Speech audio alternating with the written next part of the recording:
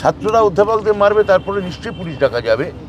তো সেটা নিশ্চয়ই পরবর্তী ক্ষেত্রে এরকম কিছু হবে। রাজ্যের একটা বিশ্ববিদ্যালয়ে শিক্ষামন্ত্রী গেলে হামলা করা হয়, আরও একাধিক, এর আগে বাবুল সুপ্রিয় থেকে শুরু করে রাজ্যপাল, একাধিক নজির রয়েছে। এরপরে এবং বারবার দু একটি সংগঠন তাদের বিরুদ্ধে অভিযোগ আসে এই ধরনের হামলা চালানোর। এরপরেও পুলিশ প্রশাসন কেন ব্যবস্থা নেবে না এদের বিরুদ্ধে? দেখুন, আমাকে সেদিন বারবার করে, যেমন ওই এদের এফআইআর ক্ষেত্রে কথাটা উঠেছে, আমাকে সেদিন বারবার করে আমার ওপর চাপ ছিল আমি এফআইআর করি।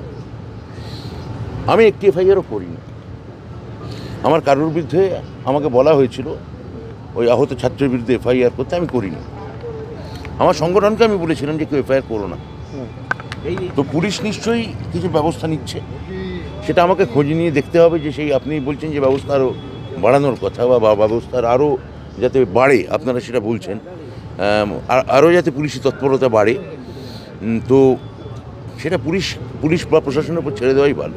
এটা তো কোনো নিষিদ্ধ এলাকা নয় যে রাজ্যের শিক্ষামন্ত্রী যেটা করবেন। একেবারেই নিষিদ্ধ এলাকা নয়, আমারও বক্তব্য তো সেটাই, যেটা নিষিদ্ধ এলাকা নয়, এটা কোনো মুক্তাঞ্চল নয়, এটা কোনো অবরুদ্ধ দুর্গ নয়। এবং এরা, আমি বলতে চাই যে এখানে আমাদের যে কোনো লোক যেতে পারেন, ওনাদের রাজনৈতিক মত থাকুক, অন্য রাজনৈতিক মত থাকুক, আর অন্য রাজনৈতিক মত এলেই তার দিকে তাড়া করব, তার দিকে বল্লম ছুঁড়ে মারব,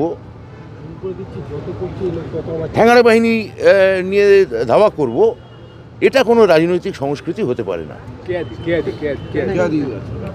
আচ্ছা, তাহলে ম্যাডাম বলুন।